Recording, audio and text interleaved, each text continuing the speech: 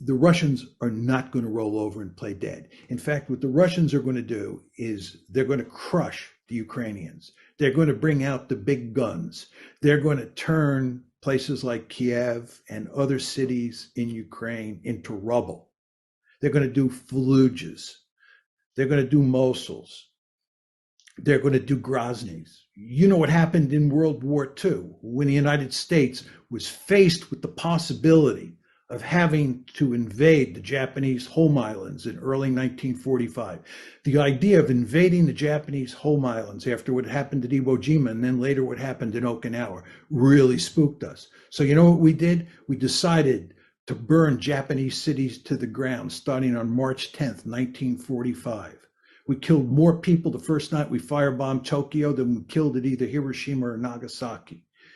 And we were systematically burning Japanese cities to the ground. Why? Because we did not want to invade the Japanese main islands. When a great power feels threatened, when the Russians are going to pull out all stops in Ukraine to make sure that they win. And then there's the nuclear dimension to this.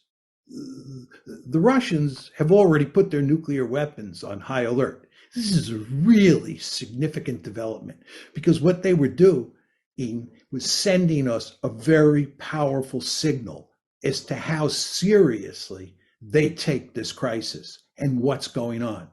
So again, if we start winning and the Russians start losing, you want to understand that what we're talking about doing here is backing a nuclear-armed great power that sees what's happening as an existential threat into a corner.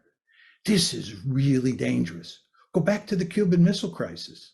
I don't think that what happened in the Cuban Missile Crisis was as threatening to us as this situation is to the Russians. But if you go back and look at how American decision makers thought at the time, they were scared stiff.